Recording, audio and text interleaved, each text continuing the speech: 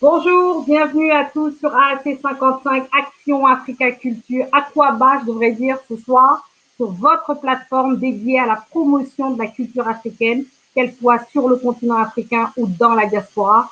Vous le savez, le 7 août 1960, la Côte d'Ivoire accédait à son indépendance.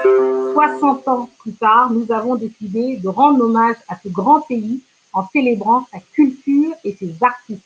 Sachant que nous n'avions qu'une heure, nous avons décidé de vous proposer des aperçus du fameux génie ivoirien, si tant est qu'il y en est un. Nous ne pouvions évidemment pas en faire le tour, mais simplement vous donner à voir ce qui est beau, de détenir quelques clés de sa culture et de ses cultures. Nous parlerons de l'histoire, de sa jeunesse, de sa littérature, de la musique, et oui, de la musique, de son cinéma et évidemment de son humour si particulier, si reconnaissable. Et quiconque a déjà été en Côte d'Ivoire ou connaît des Ivoiriens, c'est exactement de quoi je parle. Donc voilà, les amis, installez-vous, soyez les bienvenus. Merci à tous de nous suivre. Comme toujours, le programme est riche, les invités prestigieux. Et nous n'avons qu'une heure ce soir, honneur à la riche culture ivoirienne. Et pour ouvrir ce bal, qui de mieux qu'un contemporain, si je peux dire, de l'indépendance ivoirienne. Il ne m'en tiendra pas à rigueur de révéler ce secret, car il est né le 26 juin 1960. D'abord car il porte bien ses 60 ans, Serge Villers, jugeons-en vous-même. Ensuite, parce que c'est un homme qui a eu une carrière dense, qui a apporté sa contribution avec des ouvrages importants qui explorent la place de l'homme noir dans l'histoire. Cet homme, c'est Serge Villers, journaliste entre autres en France métropolitaine et puis surtout en Martinique où il a présenté les fameux journaux de 1994 à 2019. Bonjour Serge. Bonsoir Fatimata. Bonsoir. Donc Serge, merci de nous rejoindre pour ce 7 août 2020. Je voulais savoir pour vous quelle était la signification de cette date d'indépendance. Qu'est-ce qu'elle... Écoutez, moi, je ne peux pas faire abstraction du fait que je suis né l'année de l'indépendance, en 1960. Et donc, j'ai connu en plus de très près les évolutions de ce pays, puisque mon père était l'une des stars de la télé, donc il a fait partie des fondateurs de la télévision donc de la Côte d'Ivoire, donc la RTI. Donc, je voyais à la maison comment ça se passait, tous ces gens qui venaient, toutes les grandes sommités donc, de la télévision, comme George Benson, comme Benson Maoro, comme Guy Rogenda, donc tous ces gens que j'ai eu à côtoyer m'ont permis de pouvoir avancer avec l'histoire de la Côte d'Ivoire, avec son évolution. Donc j'étais aux premières loges, et naturellement c'est une histoire qui me passionne. J'adore l'histoire de la Côte d'Ivoire, comme d'ailleurs j'adore l'histoire des mondes de tout ce que je trouve dans le monde, mais particulièrement l'histoire de la Côte d'Ivoire, et donc j'écris là-dessus de plus en plus, parce que c'est important de le faire, pour laisser une trace aux générations qui viennent. Justement, Serge, j'ai justement une question par rapport à ça, c'est-à-dire que vous avez fait quasiment toute votre carrière à l'extérieur de la Côte d'Ivoire. Je me demandais, qu'est-ce qui est resté en vous d'ivoirien, malgré tout? Il y a une chose que je retiens de Félix Houphouët-Boigny, puisque j'ai eu la chance de pouvoir faire sa dernière interview avant sa mort, qui dit qu'on peut servir son pays où que l'on soit dans le monde. Et ça, c'est une phrase très forte. Donc, moi, j'ai toujours été donc à l'extérieur, et je m'en suis jamais caché, mais j'ai toujours travaillé pour la Côte d'Ivoire, j'ai toujours œuvré pour la Côte d'Ivoire, d'abord parce que j'étais le correspondant de la presse ivoirienne pendant des années, c'est moi qui couvrais les grands événements quand j'étais à Paris, dont la dernière interview de Houphouët-Boigny, mais aussi des procès qui pouvaient concerner des Ivoiriens ou des grandes affaires. Ensuite, parce que j'ai lancé des opérations en lien avec la Côte d'Ivoire. Quand je suis arrivé donc en Guyane, les bonnies de Guyane, le lien avec la Côte d'Ivoire. Quand je suis arrivé à la Martinique, le lien entre les choses culturelles, culturelles avec la Côte d'Ivoire. Donc, je n'ai jamais quitté la Côte d'Ivoire. Voilà, j'y suis de très loin. Parce que je pense que j'avais envie aussi de voir le monde, j'avais envie de faire des choses. Et puis bon, peut-être que je n'étais pas prêt pour travailler comme journaliste dans les conditions dans lesquelles travaillent mes collègues là-bas et en acceptant des choses que je ne pouvais pas accepter. Mais où que je sois, j'ai toujours travaillé pour la Côte d'Ivoire et travaillé avec la Côte d'Ivoire. Ben oui. Mais alors justement, si vous deviez qualifier cette culture ivoirienne dont on parle si souvent, qui se manifeste et qui qui se déploie, on va dire, dans tant de secteurs. Comment est-ce que vous la définiriez, vous?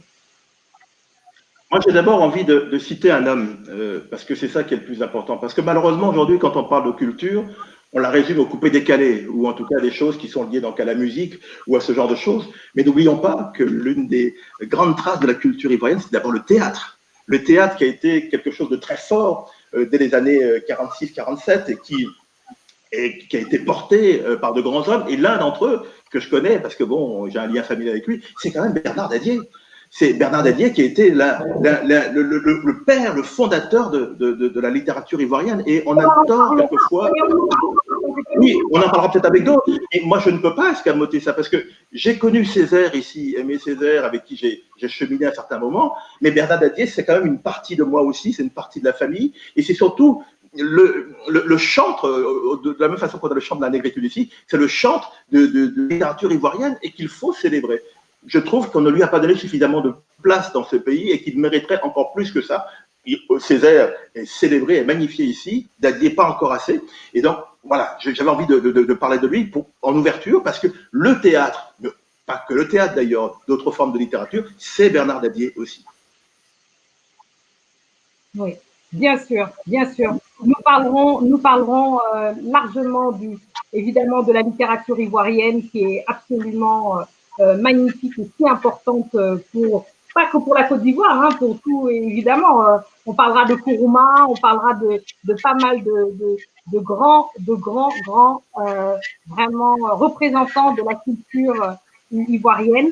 Et moi, je voulais justement vous interroger sur, vous avez parlé des Boni parce que votre rôle aussi, alors c'était quelque chose de volontaire évidemment, hein, c'était pas, ça vous est pas tombé dessus. Il y a toute votre carrière justement a été dédiée à ça, à cette mise en évidence, on va dire, et rapprochement des peuples, etc. Comment est-ce que vous en êtes arrivé à justement découvrir ce peuple-là, donc des Boni en Guyane, et faire le lien avec la Côte d'Ivoire? Parce qu'il y a pas mal de gens, je pense, qui ne le savent pas, cette histoire-là. Disons que moi, je suis arrivé en Guyane par hasard. J'étais journaliste à Paris, j'ai travaillé à France 3 pendant des années, et puis un jour, on m'a dit tiens, est-ce que ça t'intéresserait d'aller en Guyane pour présenter le journal? Je me dis la Guyane, c'est où ça? Kourou, machin, voilà. Je dis oui, et donc du jour au lendemain, j'ai pris. Ça s'est passé peut-être un mois et demi ou un mois après l'interview que j'ai faite avec Houphouët-Boigny, voilà, à Paris. On m'a proposé ça, je suis parti tout de suite. Et quand j'arrive en Guyane, mes amis guyanais me disent mais comme tu es d'origine africaine, ce serait bien que tu ailles sur le fleuve là-bas. Il y a des gens, pour nous, ce sont des Dahoméens. Ils les appelaient des Dahoméens. Donc je dis, mais pourquoi pas? J'ai pris un taxico, c'est une espèce de vieux taco qu'on prend pour aller pour faire 200 km de route. Après, j'ai pris une pirogue et puis j'ai traversé. Je suis arrivé sur un village qui s'appelle Apatou. Et donc, ces gens que je pensais être des Dahoméens, j'ai d'abord écouté parler, ensuite j'ai entendu échanger entre eux, prononcer des noms. Et là, j'ai compris qu'ils n'étaient pas seulement que Dahoméens, qu'une partie d'entre eux était aussi donc ivoiriens. Et donc, naturellement, j'ai commencé à faire des recherches dans les archives à Cayenne. Et c'est là que j'ai effectivement eu la certitude qu'il y avait une bonne partie qui avait été arrachée du peuple baoulé et agni, envoyé au Suriname, parce qu'effectivement, l'esclavage entre la Côte d'Ivoire et la Hollande, malheureusement, donc passé par des gens qui étaient envoyés au Suriname, donc en Guyane hollandaise. Et de là, donc, beaucoup se sont échappés pour arriver ensuite du côté donc, de la Guyane française. Et donc, c'est dans ces peuples-là qu'on retrouve ces Boni avec les Kouachi, les Kwame, les Afiba et tout ça. Et donc, j'ai commencé à faire ces recherches et non, à établir donc, des liens. J'ai fait ça il y a déjà au moins donc, 20 ans. Et puis, il y a 2 ans, le ministre de la Culture de l'époque, Maurice Bandama, a eu aussi cette idée de me dire, mais Serge, ce serait bien qu'on refasse ça. Et ça, je le remercie parce que, bon, tout le gouvernement n'a pas toujours été aussi réceptif donc à cela, et donc c'est comme ça qu'on a refait ce deuxième voyage des Boni que j'ai ramené donc en Côte d'Ivoire. Ah oui, absolument. Donc ça, je vous conseille d'ailleurs, vous avez eu l'immense gentillesse, on va dire, et vraiment la générosité de partager ce documentaire, même s'il est assez ancien. Vous verrez, vous pouvez le voir, il est ensuite sur YouTube, donc je vous encourage à vraiment aller vous renseigner. Donc, j'espère que les Ivoiriens qui nous rejoignent sont nombreux et pourront évidemment participer à cette conversation. N'hésitez pas à interpeller. Il a l'habitude, hein. Ce n'est pas. C'est un habitué des plateaux, donc vous inquiétez pas, il pourra répondre à vos questions répondre à vos interrogations. N'hésitez pas à l'interpeller là-dessus. On vous souhaite évidemment la bienvenue dans cette émission. Donc, je répète, nous sommes ici pour vous parler de la culture ivoirienne que nous célébrons. Nous célébrons les 60 ans de l'indépendance de la Côte d'Ivoire et on va essayer pendant cette heure d'essayer de comprendre comment et que représente cette culture ivoirienne. J'ai une question, Serge, à propos, donc vous avez écrit les années Houphouët-Boigny et aussi il y a un ouvrage en préparation sur sa femme qui va sortir bientôt. J'avais envie de savoir si vous aviez qu'une seule anecdote à retenir de Houphouët-Boigny par rapport notamment à cette célébration que nous avons aujourd'hui du 50e anniversaire. Quelle serait cette anecdote? Peut-être que j'en aurais une, mais qui n'est pas dans le livre Mes années au fouet. Mes années au fouet, ce sont vraiment des témoignages très forts et qui permettent de pouvoir connaître toute l'histoire de la Côte d'Ivoire, depuis l'époque précoloniale jusqu'à aujourd'hui, et puis comprendre les enjeux qu'il y a, notamment les enjeux politiques. Ce soir, on ne parle pas de politique, on parle de culture, mais on se comprend, tout ça est lié. Et donc ça, c'est dans Mes années au fouet. Mais dans le livre que je sors sur Marie-Thérèse, et qui sort donc le 15 septembre donc, à Abidjan, ce qui était intéressant pour moi, il y a deux anecdotes qui se passent au moment de la célébration de l'indépendance. D'abord, le 7 août 1960, il y a beaucoup de concerts dans tous les quartiers d'Abidjan. C'est vraiment quelque chose d'extraordinaire. Et puis, il y a un petit groupe qui joue quelque part, un groupe d'étudiants. Et dans ce groupe-là, qui est-ce qu'il y a? Manu Dibango. C'était un tout jeune musicien, qui n'est pas connu, qui est venu en Côte d'Ivoire jouer dans un orchestre d'étudiants et qui a donné son premier grand concert en Côte d'Ivoire pour l'indépendance. Et ça, c'est important de le rappeler, au moment où quelquefois on voit les autres comme des pièces rapportées. C'est quelqu'un qui a eu qui était pleinement impliqué donc, dans la vie de la Côte d'Ivoire. Naturellement, après, le président Houphouët-Boigny, quelques années plus tard, l'a appelé pour être le patron de l'orchestre de la RTI. Et puis, la deuxième anecdote, c'est un an plus tard, en 1961, c'est l'arrivée de Robert Kennedy pour participer donc à cette fête de l'indépendance, à cet anniversaire, le premier anniversaire. Et Robert Kennedy vient représenter son frère. Il est ministre de la Justice aux États-Unis. Il représente son frère John Kennedy. Et à un moment donné, il se promène parce qu'il ne voulait pas du protocole. Lui, Robert Kennedy, il ne veut pas de protocole comme le voulait l'ambassadeur des États-Unis. Lui, il voulait aller rencontrer la population. Il a rencontré les syndicalistes, rencontré les étudiants, et puis il rencontrait les villageois. Et puis les villageois lui ont donné à boire du banji. Donc c'était extraordinaire pour lui. Et puis surtout, lui, il leur a offert une espèce de nœud de cravate. Donc les gens étaient éberlués. Mais c'est quoi ce nœud de cravate? C'est quoi ce bout de cravate? Et il a expliqué que c'était l'objet dont son frère se servait pendant la campagne aux États-Unis, et c'est ça qui l'a aidé à gagner, parce que c'était un motif de persévérance. Voilà, donc ce sont deux petites anecdotes, et naturellement, c'est à ce moment-là que Robert Kennedy invite Houphouët-Boigny donc à venir aux États-Unis, et 1962, il y a le grand voyage aux États-Unis. C'est le thème du livre que j'ai chez Marie-Thérèse, c'est ta vie au voyage en 62 aux États-Unis. Absolument. Merci infiniment, Serge. C'était vraiment comme toujours extrêmement éclairant, extrêmement agréable. On vous écouterait des heures, évidemment. Et je vous conseille évidemment tous les ouvrages de Serge Villet. C'est revenez-y, hein, ça se consomme sans fin et c'est toujours extrêmement éclairant et extrêmement voilà, c'est instructif. On apprend énormément de choses. Moi, j'ai eu l'occasion de le dire déjà plusieurs fois, donc je le répète. N'hésitez pas à consulter les ouvrages de Serge Villet. Merci beaucoup, Serge. On passe à notre deuxième invité pour ces célébrations, évidemment. Vous savez que il est extrêmement important en cette journée de célébration, nous avons décidé pendant 1 heure de vous offrir que nous, on pense être, on va dire, après tout, effectivement, c'est extrêmement subjectif. Ce n'est qu'une proposition, mais nous voulions quand même faire une pause ici à Action Africa Culture et un détour pour justement vous dire qu'il y a dans cette jeunesse ivoirienne extrêmement différente, il ne faut absolument pas la voir comme quelque chose de sclérosé. On a parlé du passé, je voulais faire un bond dans le présent tout de suite pour accueillir Edith Brou, qui est une blogueuse entrepreneur digitale parmi les plus connues du continent africain, désignée personnalité parmi les plus influentes du continent africain. Edith, bonsoir et bienvenue. Merci de nous rejoindre. Bonsoir Fatimata. Bonsoir à tous. Voilà, ça me fait vraiment plaisir. Et donc, Edith, on a abordé la question historique avec les anecdotes avec Ferme Guillet. Je voulais qu'on parle d'aujourd'hui. Vous êtes une jeune femme inscrite dans votre temps. J'ai dit que vous étiez blogueuse, etc. Vous étiez entrepreneur digital. Comment est-ce que vous définiriez votre identité ivoirienne aujourd'hui? Je pense que cette identité ivoirienne, elle est surtout marquée par cette appartenance que j'ai avec oui, l'histoire de mon pays, l'histoire de la Côte d'Ivoire. Je suis née dans les années 80, donc j'ai grandi vers la fin, on va dire, vers la fin de règne du président Houphouët, mais j'étais également au début également d'une sorte d'émulation de tout ce qui concerne par exemple la musique. Dans les années 90, on était au début de l'internet jusqu'en 2000 avec également l'apparition des téléphones portables. La culture ivoirienne, elle est tellement vaste, mais elle est surtout compréhensible par notre culture, par notre gastronomie, qui est très particulière, qui est appréciée partout dans le monde.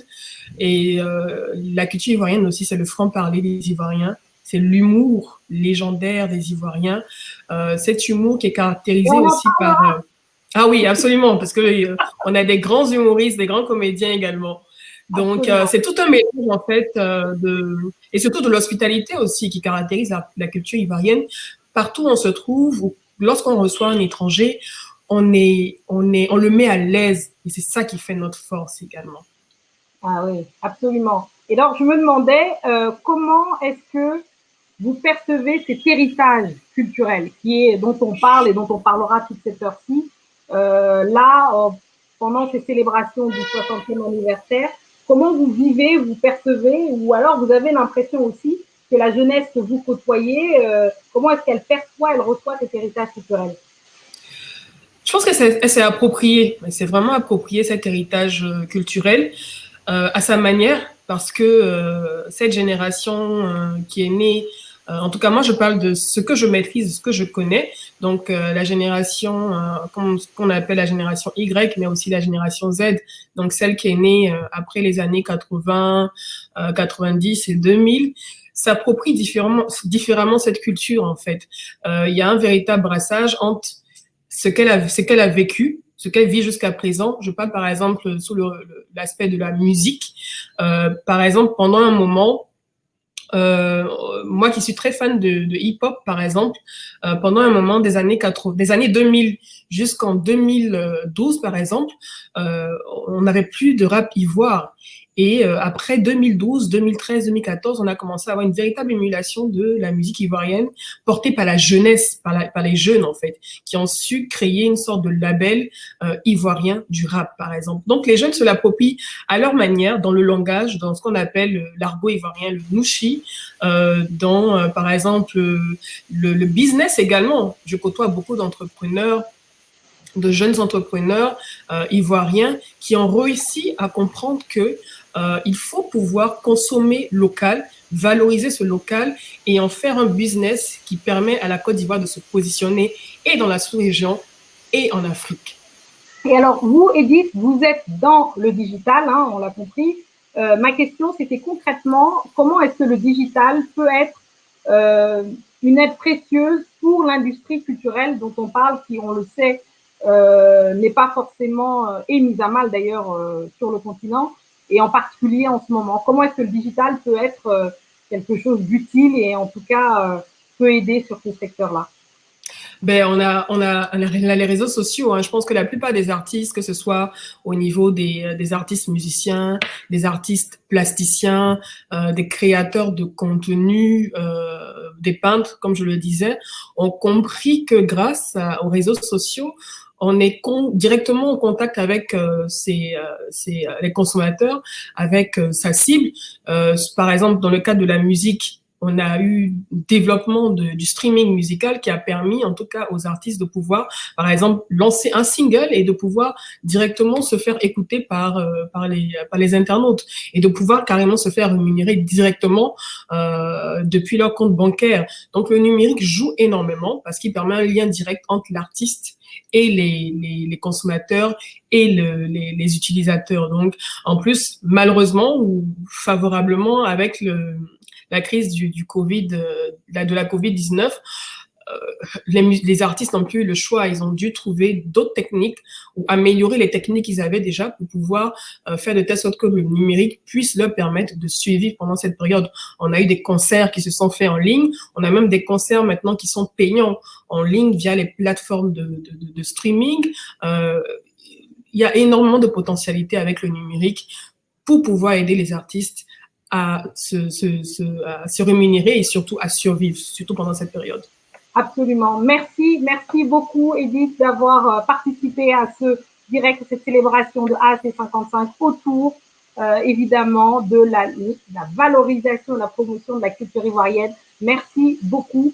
Et merci, alors, Fatimata. Merci. Ça me permet de faire justement cette fameuse transition. On en a parlé avec Serge tout à l'heure. Il faut évidemment rendre hommage à ce patrimoine culturel extrêmement fort qu'est la culture ivoirienne.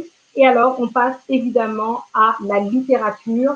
On a vu à quel point cette littérature était riche, était vraiment extrêmement dense et importante, pas seulement pour la Côte d'Ivoire, on vous l'a dit, on vous a déjà dépossédé de beaucoup de vos écrivains qui sont devenus par la force des choses des grands écrivains africains. Et pour en savoir plus, on accueille un écrivain critique littéraire. Il est congolais. Avec lui, on est les deux non-ivoiriens du groupe, donc vous allez nous pardonner, n'est-ce pas?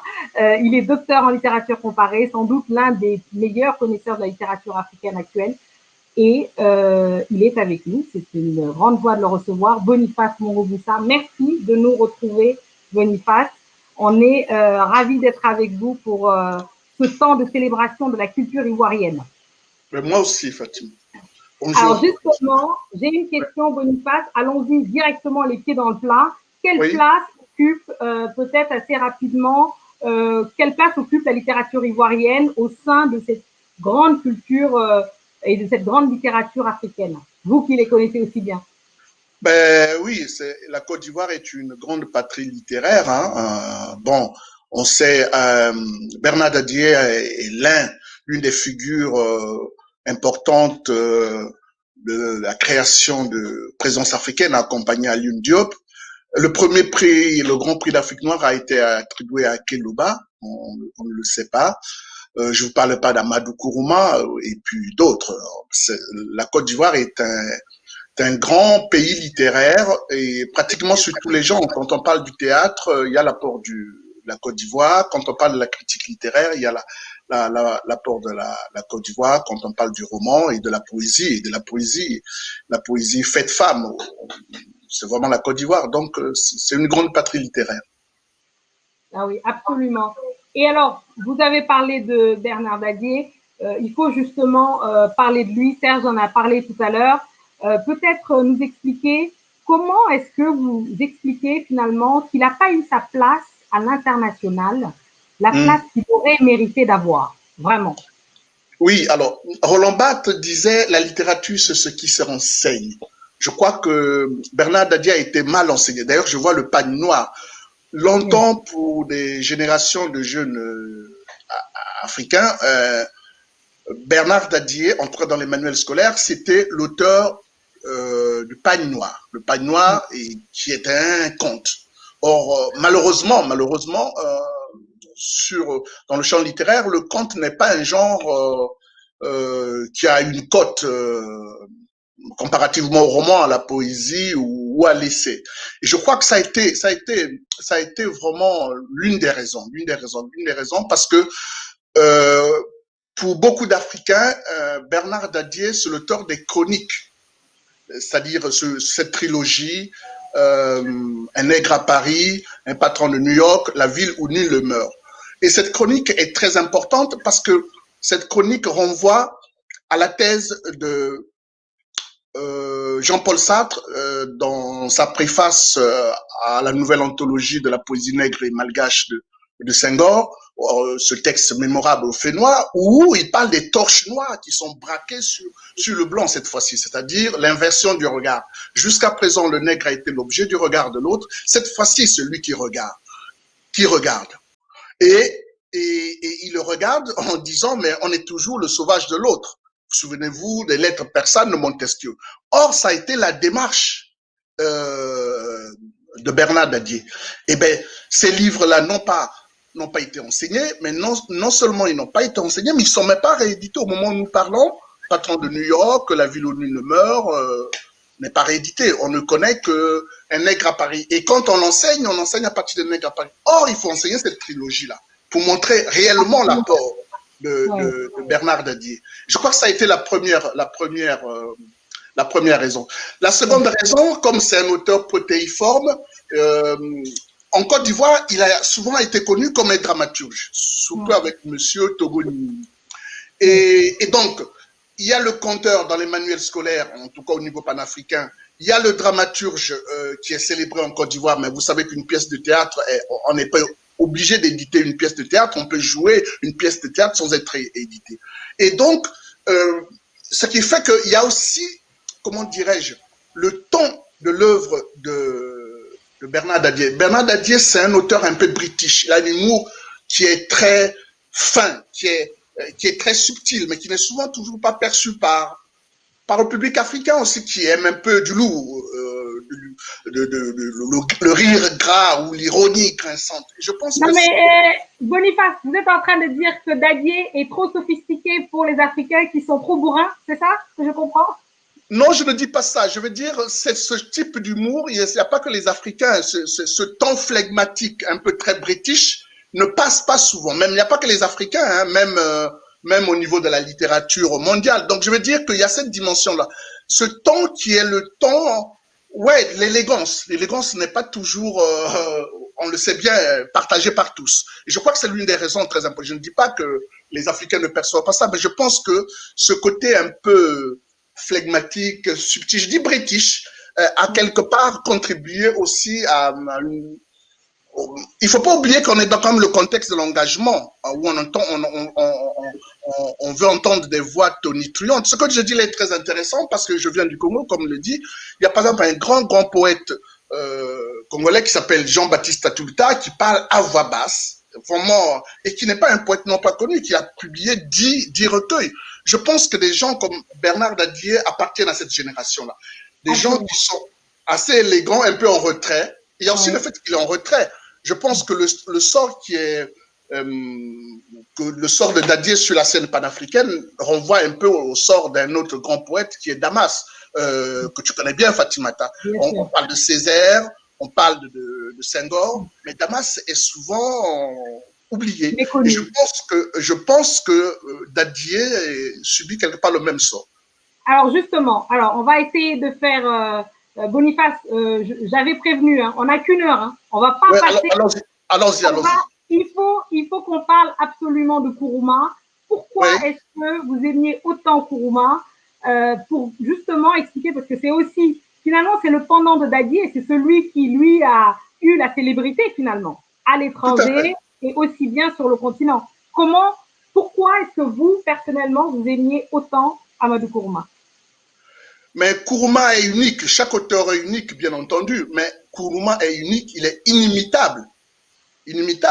Et là encore, la réception de Nkrumah, on ne parle que du Soleil des indépendances, le grand livre de Nkrumah que l'Afrique doit méditer, qui doit interpeller les anthropologues, les philosophes, c'est Monnaie, outrage et défi. Oui, absolument. C'est immense. Oui.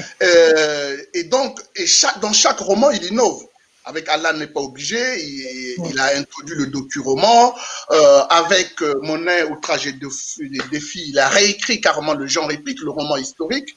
Je ne vous parle pas de l'utilisation des contes traditionnels en attendant le vote des bêtes sauvages avec, ce rite des chasseurs, comme qu'il appelle le Danzomana. Et donc, il est unique.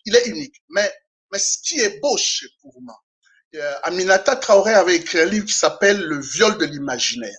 Le grand problème de Nkrumah, c'est celui-là. Comment récupérer un imaginaire violé? On prend un exemple tout simple.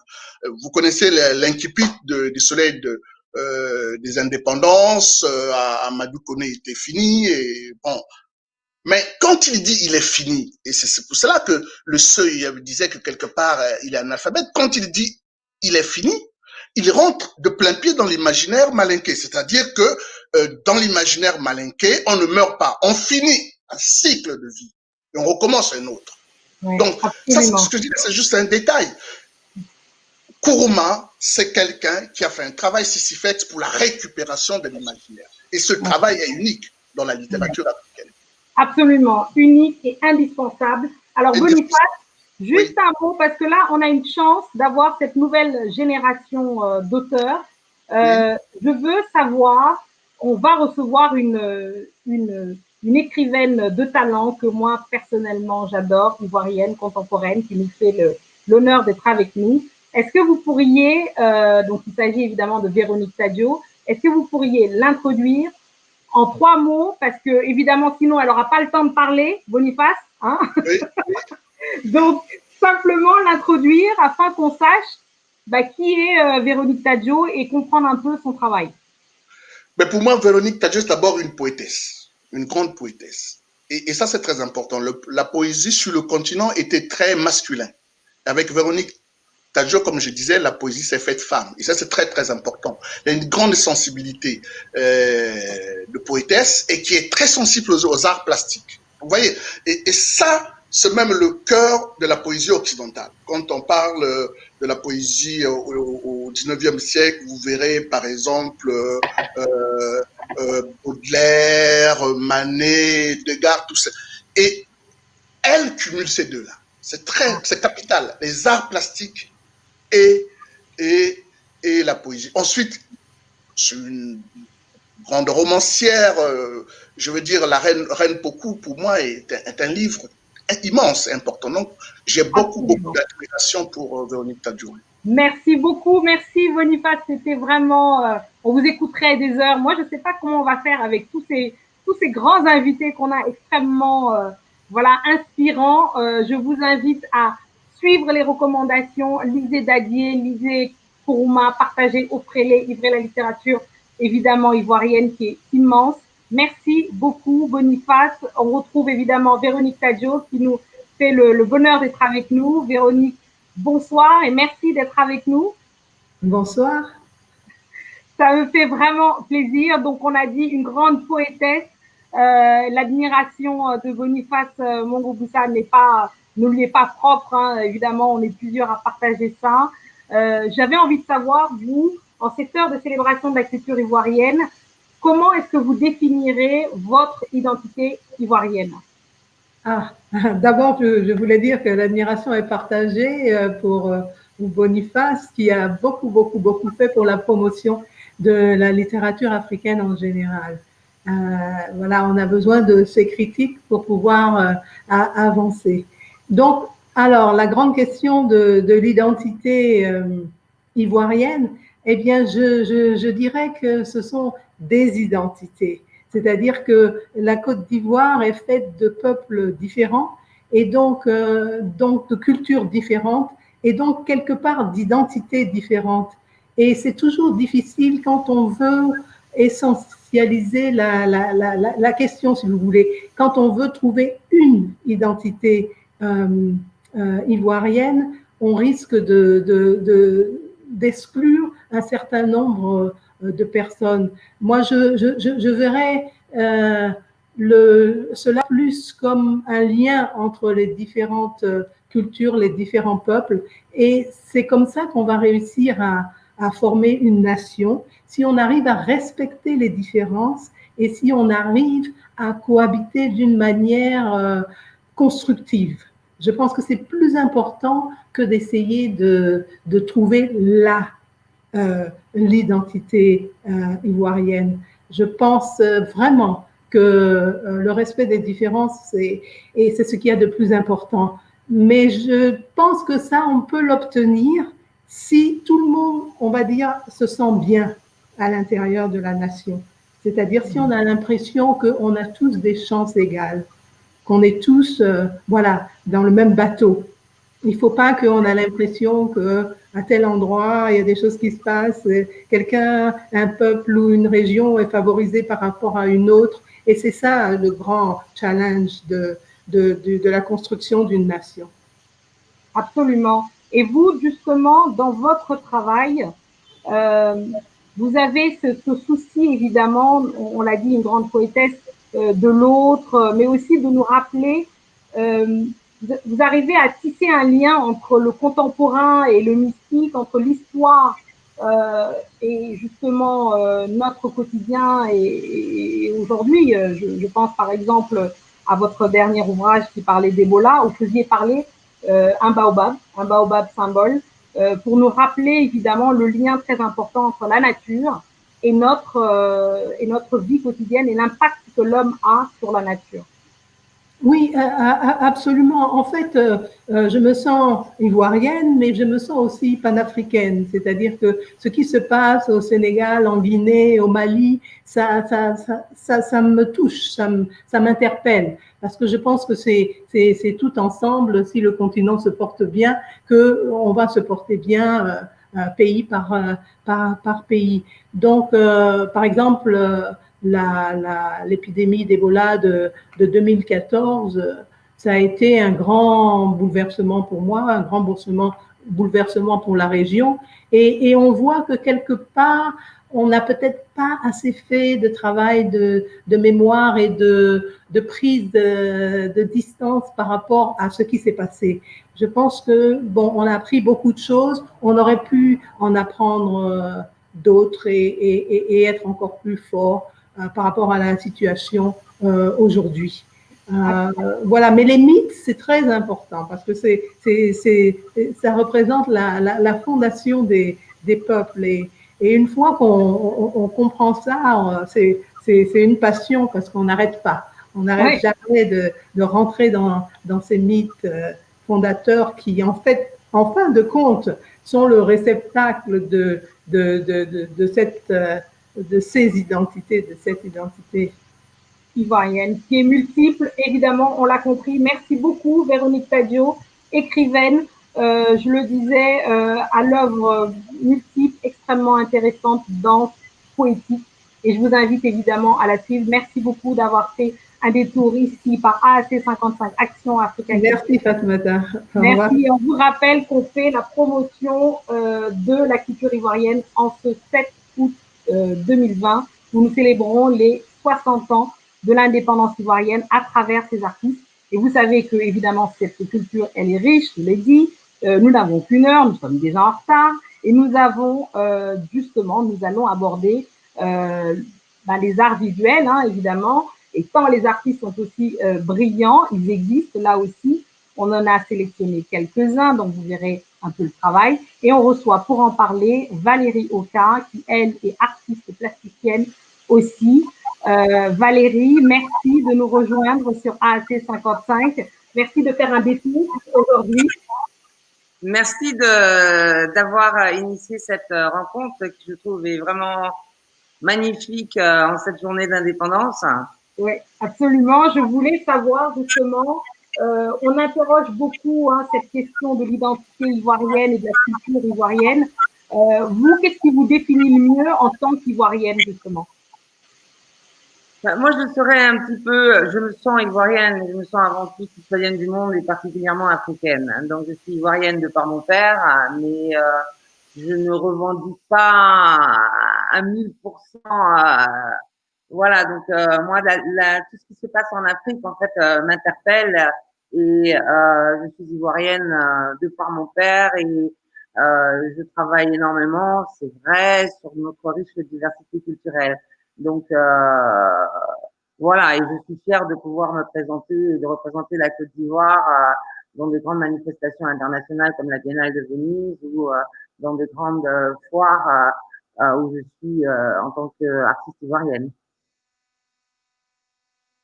Évidemment, et je me demandais comment justement vous jugez, vous appréciez justement cette nouvelle, on va dire, cette nouvelle génération d'art contemporain, justement, comment est-ce que vous appréciez la nouvelle scène d'art contemporain en Côte d'Ivoire? Alors, elle est ces 5 dernières années, elle est très dynamique. Et il y a de plus en plus de jeunes artistes qui envisagent véritablement de poursuivre une carrière internationale. Et on a en gros sur Abidjan 4 principaux acteurs qui sont vraiment de la scène ivoirienne de l'art contemporain, comme la Fondation d'Envahi, la Galerie Cécile Takouri, la Galerie Simone Guérandou, la Rotonde des Arts, voilà pour les principaux. Et puis bon, on est pas mal d'Ivoiriens aussi qui sommes présents sur la scène internationale. Je pense à mes amis et frères comme Watt qui est à New York, comme James Kokobi, comme Joumana Choumali, et puis les plus jeunes comme Abuja, comme Armand Bois, pour citer que eux. Hein. Et, oui, une scène extrêmement dynamique, hein, on l'entend bien, évidemment. C'est une scène vraiment dynamique et avec un marché aussi qui se crée de plus en plus. Il y a de plus en plus d'Ivoiriens acheteurs. Bon, bien sûr, la majorité du marché se trouve à l'extérieur, je dirais en Occident, mais aussi au Nigeria, aussi en Afrique du Sud, aussi au Maroc. Et actuellement, la Côte d'Ivoire est en train a une belle pépinière des créateurs et d'artistes et qui vont être de dignes représentants de la Côte d'Ivoire sur la scène internationale et qui vont suivre nos pas, quoi. Absolument. Merci beaucoup de ce message. Merci beaucoup d'avoir fait ce détour par Action Africa Culture, de nous avoir parlé de votre, évidemment, de la place des arts visuels dans la culture ivoirienne. C'était très important. Merci beaucoup. Et évidemment, merci. On continue cette célébration, cet hommage à la culture ivoirienne qui est, je vous l'avais dit, extrêmement dense, riche. Là, elle dit justement, on a évidemment, on vient de parler des arts visuels, on ne pouvait pas ne pas parler du cinéma. Vous savez que le cinéma aussi tient une place importante dans la culture ivoirienne. Je vous invite évidemment à regarder énormément des œuvres cinématographiques ivoiriennes. Il y en a pas mal. Et là, on va sans doute vous présenter juste un petit bout de ce qu'on avait prévu, évidemment, en hommage à Henri Duparc, parce qu'il en fallait un. C'est sans doute l'un des plus grands cinéastes africains. Pour les gens de ma génération, ça vous donne un petit indice sur mon âge, mais ne le répétez pas. Il a été de ceux qui ont réussi à proposer une narration moderne, gaie, authentique de la Côte d'Ivoire et que toute l'Afrique a réussi à s'approprier. Vous l'aurez reconnu, c'est évidemment Henri Duparc, né en 41 en Guinée. Il a fait des études en Bulgarie puis à Paris. Il s'est installé à Abidjan en 1967 pour faire de ce pays sa patrie d'adoption. Il a sans cesse fait du cinéma, souvent sur ses propres fonds, avec la réussite qu'on connaît de sa série Aya, avant évidemment de pouvoir faire son film, le film qu'il avait écrit à l'époque quand il était jeune, qui s'appelle Balpoussière. Ce film obtiendra de nombreux prix et marquera de façon indélébile l'imaginaire collectif africain. Je vous propose un petit extrait pour rendre hommage à Henri Duparc.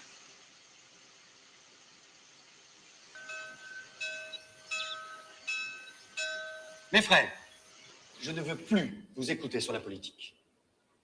Mais si vous souhaitez continuer à confier vos affaires de fesses, alors là oui, le confessionnal peut être pour vous. Ah mais, tu appelles ça une prière? C'est plutôt un télégramme que tu as adressé au bon Dieu.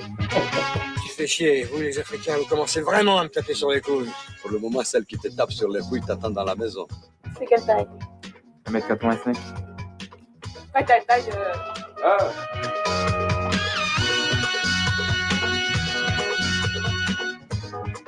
Tu sais pourquoi ils mangent toujours de la banane? Ça fait banquer. Yo, salut. Mon Dieu, tu as raison. Mais ça fonctionne vachement.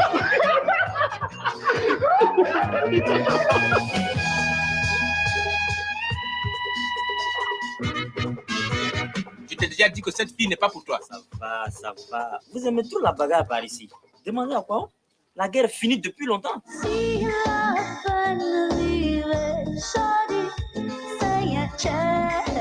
Tu es jolie, tu sais. Et tu as un sourire lumineux. Oui.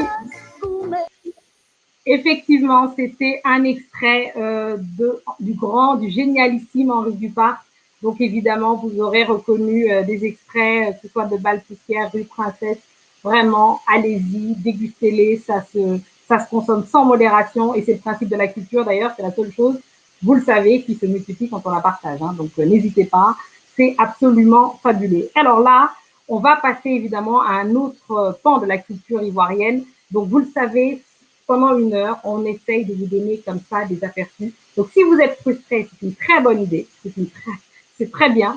Ça veut dire que vous allez vous-même après faire des recherches, vous renseigner. Ça veut dire que vous allez avoir envie de découvrir un peu plus de cette littérature que nous adorons, du cinéma, de tout ce dont on a parlé depuis le début de cette émission spéciale. Et là, évidemment, on passe à la musique. Hein. S'il y avait un secteur peut-être qui dispute à tous les autres, c'est peut-être la musique dans la culture, dans le champ de la culture ivoirien. C'est peut-être évidemment à ce niveau-là que se joue ce fameux génie ivoirien. Et donc, on accueille, pour en parler, l'un des meilleurs ambassadeurs, peut-être, actuels, de la musique ivoirienne. Et il s'agit de Assalfo. Assalfo, bonsoir. Hein? Alors. Bonsoir, tu m'entends? Mais voilà. Oui, je t'entends très bien. Comment ça va? Bon. Mais je vais bien, et toi, tu vas bien? Je vois que tu es pimpante, tu es rayonnante, là. C'est bien. Ah, c'est gentil, vraiment. Merci. Ça, c'est ça qu'on appelle la beauté, la gentillesse ivoirienne. C'est comme ça. Ils ont la bouche sucrée. Ah, tu as tout compris. Les Ivoiriens ont la bouche sucrée. Ben oui. Et donc, alors, Salif, merci d'être avec nous. Là, je voulais te demander justement ce patrimoine musical, parce qu'il y a un véritable patrimoine musical quand on parle de la Côte d'Ivoire. Il y a tous les genres, tous les styles. Comment c'est quoi le secret? Comment on explique cette créativité musicale extraordinaire en Côte d'Ivoire? Bah, même nous, on ne comprend pas comment est-ce qu'on explique ça, parce que c'est un patrimoine qui s'est mis en place sur plusieurs années, depuis les années avant l'indépendance, jusqu'aux années post-indépendance, plusieurs générations, plusieurs styles musicaux, avec des concepts différents, toujours tirés sur le terroir, des inspirations qui ont amené les uns à prendre le relais des autres et qui a permis à la Côte d'Ivoire d'avoir toute cette diversité musicale. Voilà. Bah oui, c'est assez incompréhensible. Hein. Peut-être que c'est dans le sang. Peut-être c'est la loco. C'est dans le sang. C'est dans le sang. Non, mais je crois qu'on a aussi peut-être ce fort brassage culturel, cette diversité des régions, cette autre manière de créer le vivre ensemble entre nous qui a créé, parce qu'aujourd'hui, on n'a pas besoin d'être bété pour chanter en bété en Côte d'Ivoire, on n'a pas besoin d'être djoula pour chanter en djoula, on n'a pas besoin d'être djoula pour chanter un djoula peut chanter du bété, un bété en baoulé, et ainsi de suite. Donc, ça fait que le vivre ensemble aussi a favorisé cette créativité-là au niveau de la musique. Alors, Salif, évidemment, il y a ce patrimoine, ce génie dont on parlait, mais néanmoins, l'industrie, il y a des problèmes. Hein. On ne va pas cacher qu'il n'y a pas de problème. C'est quoi les principaux défis que doivent relever justement l'industrie culturelle musicale en Côte d'Ivoire aujourd'hui? L'industrie culturelle musicale, pas seulement en Côte d'Ivoire, je crois que c'est un problème général. Nous devons généraliser la recherche des solutions. Et cette industrie, c'est les ICC en Afrique, c'est les industries culturelles et créatives en Afrique qui ensemble ont un vrai problème. Je crois que c'est un problème de réadaptation aux nouvelles donnes, parce qu'aujourd'hui, fort est de savoir que l'industrie culturelle, les industries culturelles et créatives doivent être avec l'air du temps, s'adapter aux nouvelles technologies de la communication et puis aussi essayer de réadapter toutes nos anciennes manières de faire à toutes ces nouvelles donnes qui favorisent, par exemple, l'exportation de la musique sans se déplacer, la vente de la musique à l'état numérique ou digital, je peux le dire. Et voilà, il y a plein de choses qui rentrent en compte. Et je crois que c'est un marché, c'est un secteur qui doit se réorganiser à nouveau. Mais c'est nous, les acteurs, qui devons nous mettre ensemble pour trouver une nouvelle manière d'orienter cette approche-là. Voilà. Absolument. C'est vrai qu'il y a une nouvelle manière. Peut-être un petit mot, Salif, justement, rapidement, du travail que tu fais au sein du FEMUA, justement, ce festival qui est devenu beaucoup plus qu'un festival avec le temps et qui a permis justement de mettre le pied à l'étrier. Toi, tu as des nouveaux, de remettre en scène aussi des anciens. Il y a ce lien aussi, cette espèce de brassage, cette espèce de conscience d'un brassage indispensable entre les différents artistes africains, finalement, pas seulement ivoiriens d'ailleurs. Ben oui, même si le FEMUA a une forte coloration sociale, il faut dire aussi que c'est devenu une plateforme qui permet à tous les artistes et même les scientifiques du continent de se retrouver chaque année et pour échanger autour de thèmes d'actualité et aussi essayer de partager les expériences que nous avons acquises les uns et les autres pour, voilà, chacun dans son domaine. C'est vrai que le FEMUA est parti d'abord avec les artistes musiciens, les chanteurs qui se retrouvaient, mais par la suite, il y a des volets qui sont venus s'ajouter, comme le volet scientifique, avec le Carrefour Jeunesse qui permet aux jeunes d'échanger autour d'un sujet ou autour d'un thème. Il y a aussi le sport qui a les mêmes... comment on appelle, les mêmes ambitions que la musique, celle de réunir et de fédérer autour. Et puis, il y a aussi ce volet social dont je parlais d'entrée, qui est le volet le plus important, qui permet d'investir dans l'éducation, dans la santé, dans l'environnement, et pas aussi dans la culture. Voilà. Absolument, aussi dans la culture. En tout cas, pour y avoir été, c'est vraiment fabuleux, le travail est extraordinaire.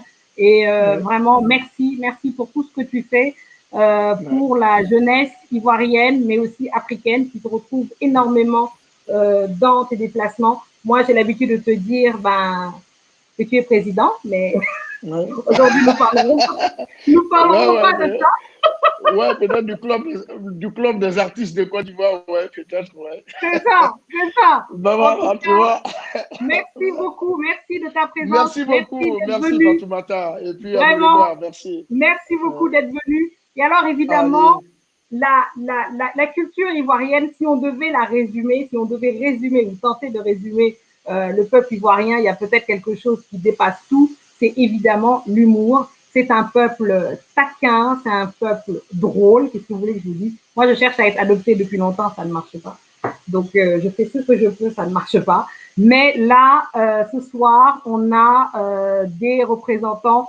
Et alors, vous le savez, on y rit comme nulle part ailleurs. Il y a une tradition des artistes, une langue. On a parlé du mouchi, un phrasé, des expressions uniques, si parlantes, pour tenter de comprendre. Recevons à présent ma star de cette nouvelle génération. Elle distille par le rire sceptique, elle révèle les travers de la société ivoirienne comme nulle autre. Elle est brillamment drôle, elle est acerbe. Si vous ne la connaissez pas, c'est sans doute que vous avez vécu sous une pierre pendant très longtemps. C'est Ivan Niaba Beke et tout le monde la connaît sous Ividero. Ividero, merci infiniment d'être avec nous ce soir pour cette célébration de la culture ivoirienne. Comment ça va? Ça va très bien, merci. Alors, ça me fait plaisir vraiment de te recevoir ce soir dans cette célébration unique de la culture ivoirienne. Mais d'abord, je me demandais, mais comment ça se fait que les Ivoiriens, est-ce que ça se mange? C'est comment ça se fait que cet humour-là, il vient quand on est en Côte d'Ivoire, pas seulement ivoirien de souche, mais une fois qu'on a la chance de naître sur le territoire ivoirien, eh bien, on est trempé dans une sorte de mixture, voilà, qui fait qu'on on devient humoriste malgré nous, voilà. Ah bon? Mais donc, moi qui ne suis pas née là-bas, c'est gâté. Ouais, voilà. Ah, c'est pas possible. Il faut épouser un Ivoirien pour avoir... toi, non, tu vas me mettre dans le drap. Tu vas me mettre dans le drap. Parce que moi, j'ai déjà un mari qui est là. Tu vas me mettre dans le drap. Mon mari est sénégalais, on va faire comment? Ah, mais tu vois, tu as perdu. Mais alors, justement, tes vidéos s'inspirent de la vie quotidienne. Et évidemment, il y a des messages extrêmement... Alors, je pousse les gens, j'invite les gens, je les exhorte à aller sur les réseaux pour voir ces vidéos. Moi, je les regarde en boucle, hein, je suis complètement addict. Mais justement, je me demandais, ta source d'inspiration, finalement, tu n'as pas beaucoup de travail. Il te suffit de regarder la rue. C'est ça ce qui se passe? Non, pas forcément. Hein. Pas forcément. L'humour, je dis toujours, il faut être très intelligent pour faire de l'humour, sans prétention. Voilà. Ouais. Donc, c'est vrai que je m'inspire de faits réels, mais il faut pouvoir l'adapter à l'humour, surtout l'humour africain qui n'est pas facile. Donc, c'est un peu ça. Absolument. Donc, il faut savoir adapter cet humour-là. Et justement, je me demandais, est-ce que cet humour-là, c'était quelque chose qui était indissociable de ton identité d'ivoirienne? Si tu devais définir ton identité d'ivoirienne, est-ce que l'humour fait partie de cette composante qui est indissociable finalement de qui tu es? Non, pas forcément. Hein. Non, pas forcément. J'arrive à pouvoir le dissocier. Hein. Pas forcément. D'accord. Et peut-être que là, peut-être que je vais être à court d'arguments. Hein. Peut-être qu'il me faudrait que peut-être que c'est quelque chose, c'est une discussion d'Ivoiriens et d'Ivoiriennes. Eric, tu as besoin de renfort. Tu as besoin de renfort du coup. J'ai besoin de renfort. Là, j'avoue, j'ai besoin de renfort. D'accord. Donc, on se demandait pourquoi est-ce que les Ivoiriens sont aussi drôles. Vraiment, peut-être qu'il faut des gens dont c'est le travail, dont c'est la profession, d'expliquer aux autres pourquoi est-ce que les Ivoiriens sont aussi drôles. Eric, pourquoi la parole? Hello, Sally, mais déjà, on n'a qu'à régler ça entre nous, comme on dit, hello et vidéo. Moi, la question, c'est qu'est-ce que tu viens faire dans notre histoire, Sally? Il faut te retirer. Voilà. Je discute avec Qui Vidéo. Bonjour à tous ceux qui nous regardent. Ça, comme tu dis, ça ne s'explique pas, c'est dans le sang. Mais aujourd'hui, on te voit en sexy déjà. On pensait qu'on allait rigoler, mais on ne sait pas s'il faut rire ou bien faut. Tu vois, tu nous mélanges un peu. Hein? Tu vois. Non, effectivement, il y a une science de l'humour, si on veut l'analyser, c'est ce rire ensemble qui est important. On parle de vivre ensemble. Et ensemble, et puis on rit de tout. Et on peut, nous, se permettre de rire de tout, justement, parce qu'on est liés depuis l'enfance. On a grandi dans des quartiers qui mélangeaient nos ethnies sans considération et on s'attachait, comme on dit, on gâtait le coin sans pour autant penser mal. On avait une sorte de catharsis. Et on a un programme d'ailleurs, Sally, qui s'appelle Que le meilleur gâte, qui va être lancé bientôt, où justement, on prend, par exemple, on dit, bon, OK, attache vidéo avec sa tête. On dit à tête de vidéo, on dirait, tu vois. Donc, on lance quelque chose. Avec mon front. Bon, j'ai deux gars qui vont venir t'attacher dans quelques instants. Sally, je ne sais pas si je lance le scoop un peu. Fatih, voilà un type déjà qui est calé. Digbe cravate. Oui. L'homme le plus drôle de Côte d'Ivoire. Non, je suis encore petit, hein, s'il te plaît. Non. Faut pas faire l'homme humble, hein. On sait que tu es le plus fort, arrête un peu. Hein. Non, je suis pas fort. Yves Dero fait ça chaque fois pour me taquiner. Il est lourd, comme on le dit, acteur, humoriste ivoirien. Michel Bla, à l'état civil, mais des gamins attachés devant sa fonction incivile. Bien entendu. Mon ami, tu t'es renseigné, hein? J'ai demandé à quelqu'un à qui tu dois. C'est lui qui m'a dit toutes ces informations. Non, tu sais, la grande gueule que j'ai là, je ne peux pas devoir à quelqu'un. Parce que quelqu'un qui a la bouche comme moi ne peut pas prendre crédit. Ah, il y a ton vis-à-vis aussi. Tu le connais bien, ton autre Michel. Oui, bien sûr. S'il est connecté, vous faites un travail incroyable. Yves Dero, ce que tu as réussi à réaliser avec les réseaux sociaux, ce que vous avez réussi à réaliser, Digbe, et puis Go Michel, à travers la scène, les films aussi, qui sont de grands rendez-vous.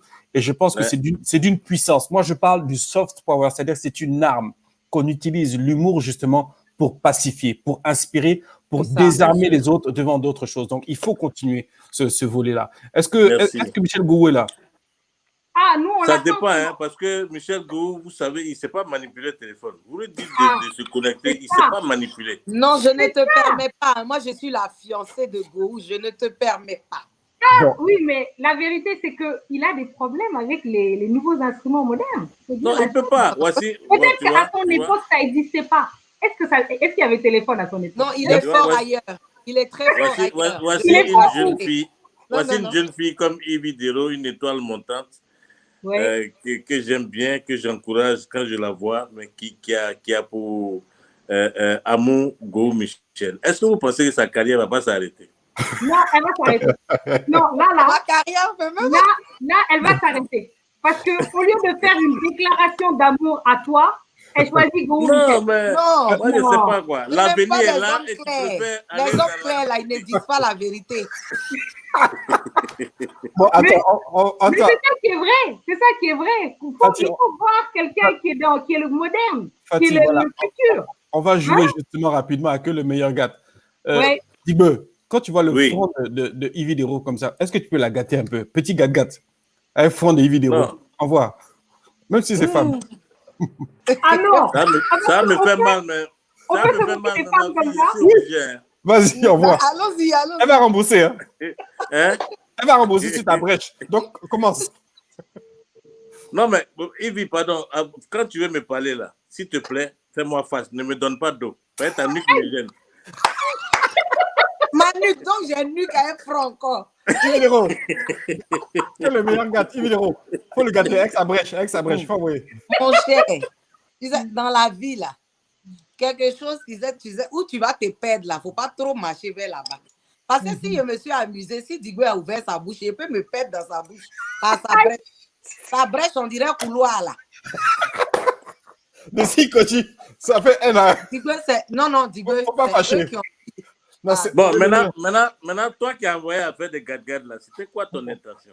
Moi, de vous rapprocher comme des frères. La gars s'est rapproché dans gad-gad. Oui. C'est vrai que je ne comprends pas.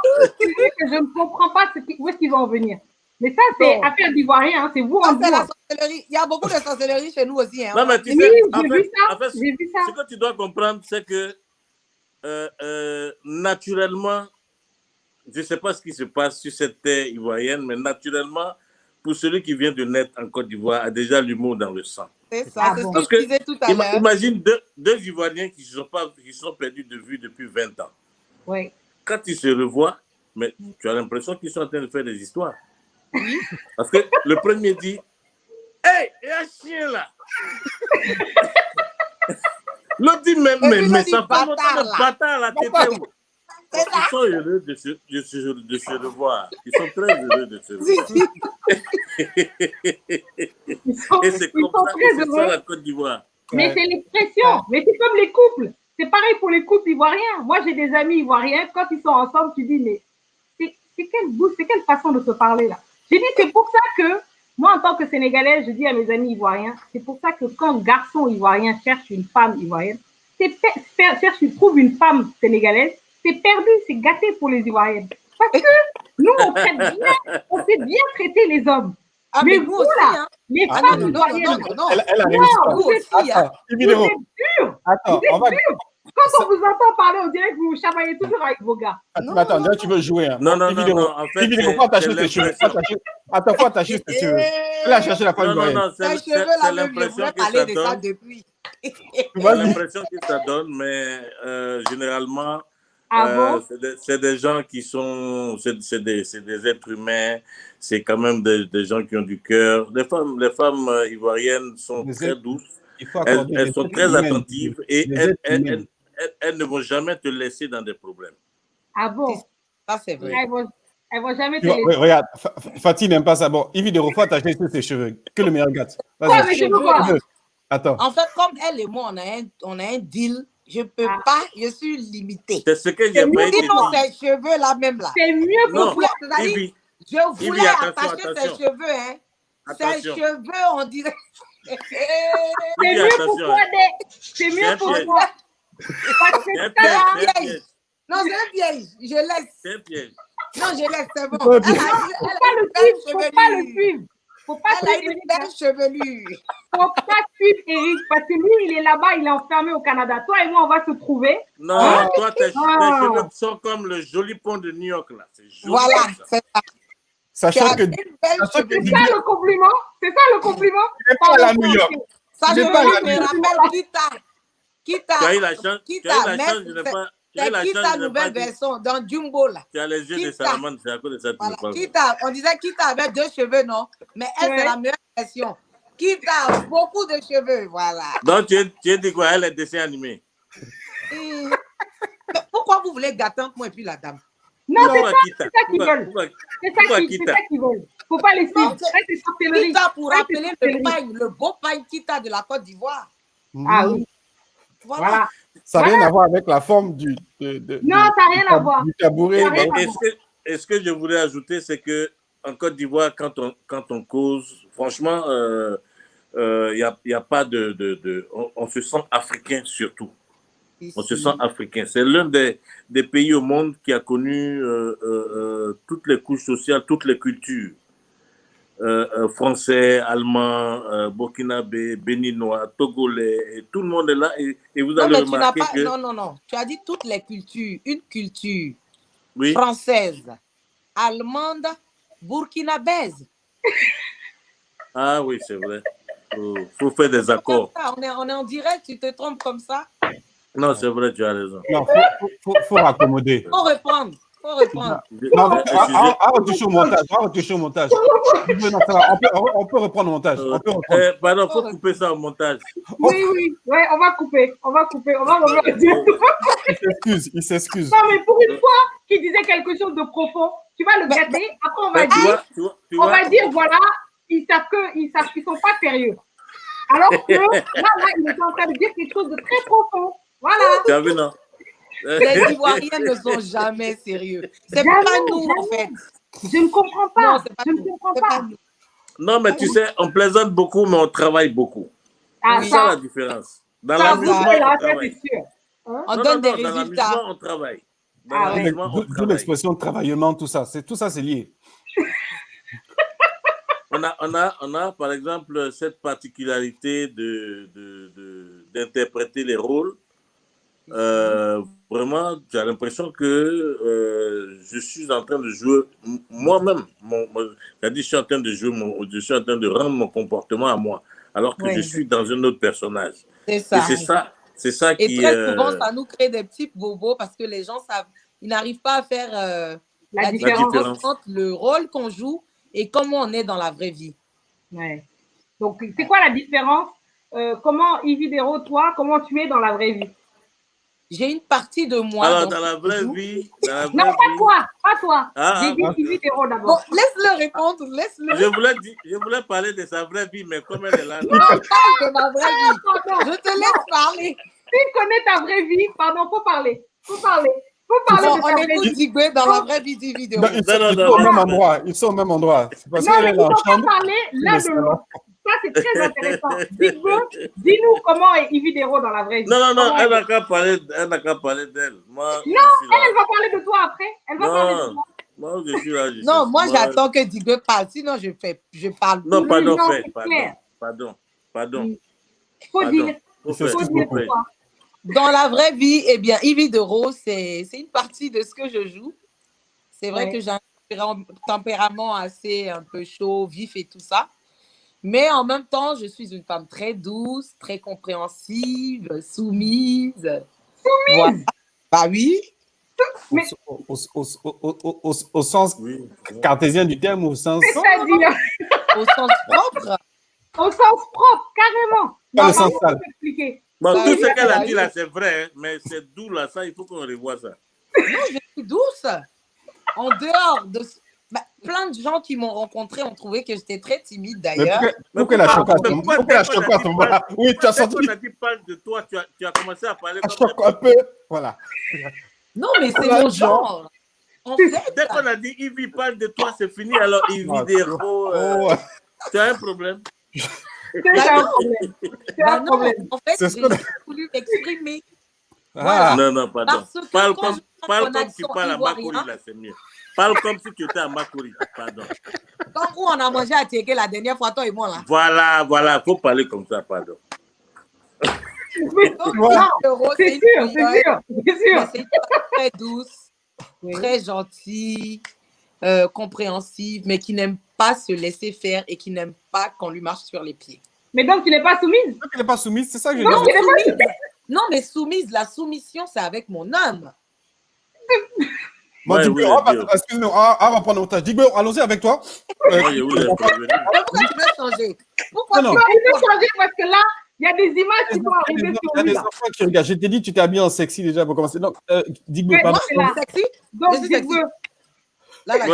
Alors, Digbe Cravate, il est simple, assez simple et naturel. Il est comme il est. Non, est-ce que bon, juste pour faire une corrélation entre, au niveau de la soumission. Au niveau de la soumission. Toi aussi, tu es soumis. Digbe, sa femme le frappe. Hein. Digbe, que vous voyez là. Digbe, que vous voyez là. Et Adama, Digbe. Digbe, c'est un homme battu. Hein. Il parle de c'est un homme battu. Aïe.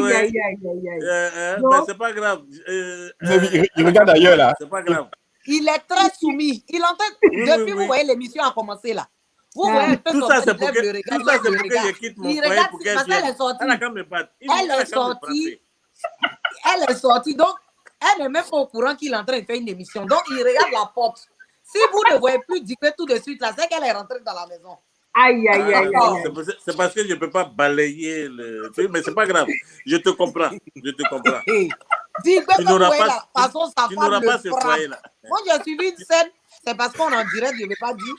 Ouais, tu ne peux pas dire. C'est pas grave. Mais tu n'auras pas ce foyer là, Ibi. Là, tu as vu, elle a quitté dans le chocolat. Moi, j'ai mon foyer avec Gohou, je suis à l'aise. Tu vois ça. Tu vois. Là, tu l'as fâché. C'est ça là. Tes parents t'ont fait quoi? Vraiment. Moi, j'aime Gohou, hein. Gohou que tu vois là. Non, je te pose la question. Gohou mise. Tu vois Gohou là. Ta maman, elle t'a fait quoi? Moi, Digbe, tu es avare. Gohou n'est pas avare. Tu es sûr que tu peux prendre Gohou pour aller présenter à ta famille? Toute ma famille. Il ne faut pas rire. Non. Digbe, lui, la présentation. Ça va fonctionner. Parce que de loin, ma famille, tu sais, dans la vie là, même si ton mari n'a pas la taille. Mais Yves, tu t'es présenté. Même si ton mari, il a l'argent là. S'il a l'argent seulement là, c'est fini. Gohou a l'argent. Donc, il n'a pas besoin de taille. Voilà. Attends, si Gohou a l'argent, Yves dit qu'elle est douce, non? Yves dit qu'elle est douce, tu vas voir. Dans 10 ans, pour lui demander si elle est mariée, elle va dire qu'elle attend toujours. Aïe. Ça, c'est un attachement. Non, il elle va me poser la question. L'émission là même.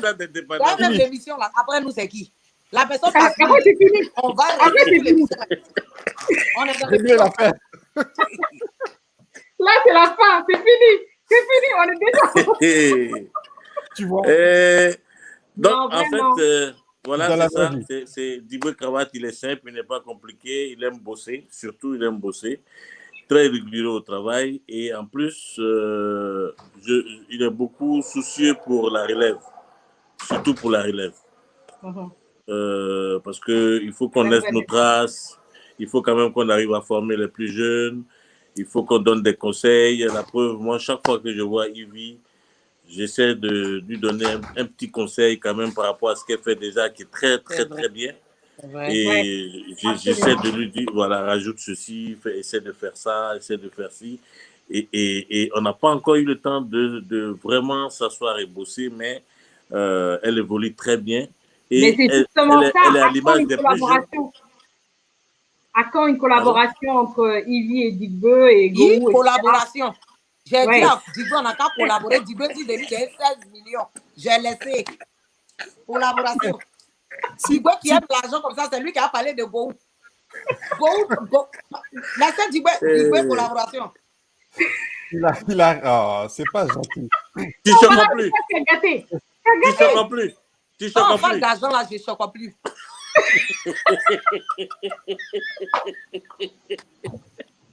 Non, mais c'est incroyable. Non, mais honnêtement, Digbe, ce qu'il a dit, c'est pas faux. quand j'ai rencontré Digwe pour la première fois, je voulais collaborer avec lui, effectivement. Je suis venue le rencontrer quelque part. Je dis, ah, grand frère, je veux qu'on collabore, tout ça. Voilà le projet. Il dit, tu peux payer mon cachet. J'ai dit, ah, comment? Il dit, moi, je vais 5 millions. J'ai dit, ah, je suis partie, j'ai disparu.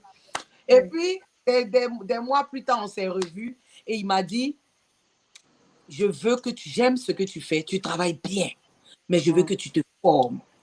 Je veux que tu fasses ci, je veux que tu fasses ça, je veux que tu fasses comme si. Et c'est des personnes comme ça dont on a besoin dans le milieu.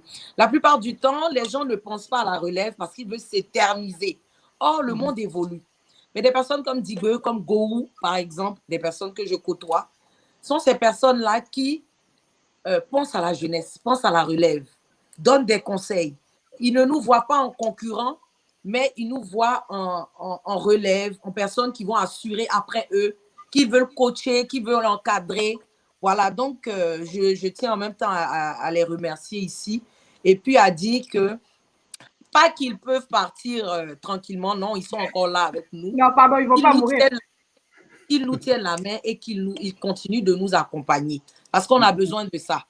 Et qu'ils ne seront pas déçus. On va faire notre possible pour être à la hauteur ou moins essayer de les dépasser pour faire parler du drapeau ivoirien. Voilà, c'est ça. Ouais. Il s'agit de ça. C'est une véritable intelligence, l'humour. Tu l'as dit tout à l'heure, Evidero, c'est du boulot.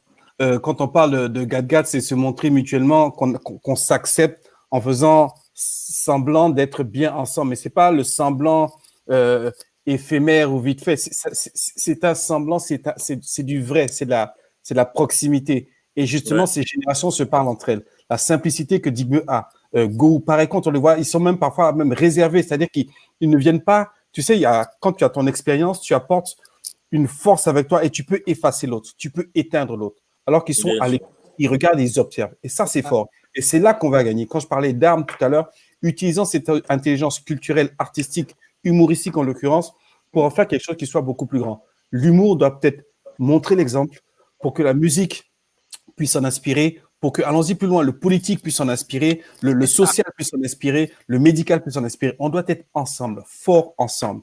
Par l'humour, c'est possible. Et justement, tu as 2 générations, 2 plateformes de communication à travers le art qui fonctionnent, que ce soit sur le web. Mais pourquoi quand tu parles là, tu regardes le front de Ivy? C'est parce que ça brille, je peux me voir dedans. Ah, d'accord. Okay. C'est juste une. C'est parce que, non, il voit son front en miniature. Donc, il est ému. Non, c'est juste une question. Parce que lui-même, ce qui est devant lui aussi, là, c'est pas simple. C'est ma question. C'est une question que j'ai posée. Hein. J'ai répondu. C'est venu chez moi. Voilà. Il regarde mon téléphone parce qu'il ne pensait pas qu'il y avait ça en miniature. Genre iPhone Pro, iPhone 11, iPhone 11 simple, et puis iPhone Pro Max. Pour lui, là, c'est Pro Max. C'est 11. Non, c'est pas possible. C'est pas possible. Voilà, qui n'est pas encore. C'est 12, iPhone 12. C'est vrai, c'est vrai, c'est vrai. Mais pour toi, l'adresse, c'est ancien Nokia. Là. Non. C'est je suis tout de iPhone là. Qui ne peut pas aller sur Internet là, non. C'est le 3310, non. Je suis iPhone. J'ai 4 yeux. J'ai mes lunettes plus mes yeux. Ça fait iPhone. Tu vois, c'est lui là. C'est lui. Voici des gens qui mettent des gens par là. Voilà. Je suis avec ma petite soeur. C'est et ça. lui vient dire gat. Est-ce que Oui, c'est sérieux? Non, il vient mettre par là. Est-ce qu'on peut faire ça? Ça, je suis Est-ce que témoin. quelqu'un peut imaginer de faire ça à 2 personnes? Non, je suis témoin. Je suis témoin. Là, je l'ai vu. 2 personnes qui l'aiment, oui. En fait, lui-même là, tu sais qu'il est né pour briller. En fait, normalement même là. Mais regarde son nez. Je sais qu'il te faut. Je sais qu'il te faut. Il te faut Esquili. Mais ça vient. Non, mais. Quand il va finir de fumer cocotier, c'est là que tu vas voir. Tu vas parler devant lui. Il est né pour briller. Ça va venir. Ça va venir. Tu vois, là, elle n'a rien compris dans ce qu'on a dit là. Elle n'a pas compris. Elle pense que je dis il est né pour briller. Mais regarde son nez, comment son nez brille. C'est ça, on dit il est né pour briller. Qui ça? Mais comment je vais comprendre ça? On m'a déjà expliqué que je ne suis pas née en Côte d'Ivoire, donc c'est gâté. On m'a dit que c'est gratuit. Nous-mêmes, on arrive à Dakar. On va mettre le feu là-bas bientôt. Non, pardon. On n'est pas prêt. Attends, il y a un gars, il y a Paul Sika qui dit Yves Dero vient d'inventer le ifron. Le ifron. En fait, les Ivoiriens. C'est Paul Sika qui dit ça. Paul Sika. Paul Sika. Très grand photographe. Très grand photographe. Il a dit que tu viens d'inventer le ifron. Ouais, non. Hey, Paul Sika, je ne te permets pas. Non, attends, Yves, approche-toi un peu. Attends, il me faut rembourser. Il faut... Non, et toi, tu es loin encore. Tu veux zoomer sur ça. Attends, tu dis quoi? Faut t'approcher. Je vois papa, Ifron là. Je m'approche là, je vais casser. Je ne peux pas. Il dit de zoomer. Non. Il a dit qu'il faut t'approcher. J'appelle ma tête là. C'est ça, Ifron 10. Non, je ne pas le numéro. Parce que tu sais, les iPhones là, il y a les 9, 10. Je veux savoir quel numéro je peux donner à fond. Voilà les 4 ici. Il dit, excusez-moi, hein. Il y a un cousin qui est venu du village, la Mori qui est en bas là n'est pas beaucoup. Il est laissé là, ouais, puis je suis monté. D'accord. Donc, on va couper. Il a entendu sa femme arrive. Je vous dis. Non, il n'y a rien. Non, faut pas justifier. Il montrer mon livre. Non, pardon. Il dit sa femme arrive. Non, il n'y a rien. Les hommes ivoiriens là. Vous les voyez, ils ont la bouche là. Il dit, il va nous montrer la sauce. Le gars, il va finir le riz là. Je vous parle de ça. Il va finir le riz. Il va nous montrer la sauce. Donc, il va nous montrer le riz. Il y a du monde en bas. Il faut dire aussi que l'humour paye bien. Chez Digbo est joli. Hein. Ah, c'est grand surtout. Est-ce que chez toi est vilain? Peut-être. Il y a étage, il y a tout. Il était dit. Le bon, il est là. Mais attends, Digbe, il n'y a pas de mesure barrière devant le riz. Mais oui. Toi, tu es là aussi, hein, Eric. Yves Dero, il faut te calmer. Non. Bon, on s'apprête à manger. Digbe, j'arrive là-bas. Digbe, j'arrive. Digbe, j'arrive. On va tous venir là. On va tous venir. Il y a la place. Je vois qu'il y a la place. En tout cas, merci beaucoup. Merci Digbe pour cette. C'était vraiment extraordinaire. Merci. On aurait voulu rester encore un peu plus. Est-ce que tu me permets de vous donner rendez-vous pour Que le meilleur gâte Bien sûr. Bien sûr. Rendez-vous à Que le meilleur gâte, justement, sur la base de ces gâte-gâte que l'on fait. Ça sera mardi, le 11 août, sur le Facebook de la RTI et la TV d'Orange, si tu me permets. Donc voilà, c'est juste pour rire en famille. Et puis voilà, Evie, on va s'attacher, on va t'inviter dans le concours. Tu m'envoies ça sur. Ouais, il n'y a même pas de souci. Voilà, je vais repartager. Que le meilleur gâte. Et puis c'est ça aussi, les Ivoiriens, on se soutient, on s'encourage, on est ensemble. Absolument. Merci infiniment. C'était les célébrations de ce 60aire des indépendances de la Côte d'Ivoire. On est extrêmement émus, on est très très contents et ravis d'avoir partagé cette heure avec vous tous. Merci à tous nos partenaires, évidemment, à l'UNESCO, à France 24 et à tous nos partenaires médias, True Africa, Afrique Média, Culture Média, Black Beauty et tous les autres partenaires que nous avons autour du continent qui nous soutiennent et qui sont avec nous vraiment pour célébrer Action Africa Culture. Restez avec nous dans le sens où soyez toujours à l'affût de cette culture et des nouvelles de la culture ivoirienne, pas seulement, mais culture africaine. Nous assurons de faire à chaque fois de notre mieux pour vous proposer le meilleur de la culture africaine. Merci à vous. On a largement dépassé, évidemment, ce qu'on avait prévu pour vous, mais vraiment, voilà, cette culture ivoirienne, vous avez vu, c'est quand on aime, on y revient à chaque fois. Merci à tous. Et puis, prenez soin de vous en ces temps-là et consommez de la culture ivoirienne, de la culture africaine. Prenez soin de vous. Merci. À bientôt. Feel the magic in the air, aïe, levez les mains en l'air, allez, allez, allez. Feel the magic in the air, aïe, levez les mains en l'air, allez, allez, allez. Feel the magic in the air. Magic System, Red One, Chauki.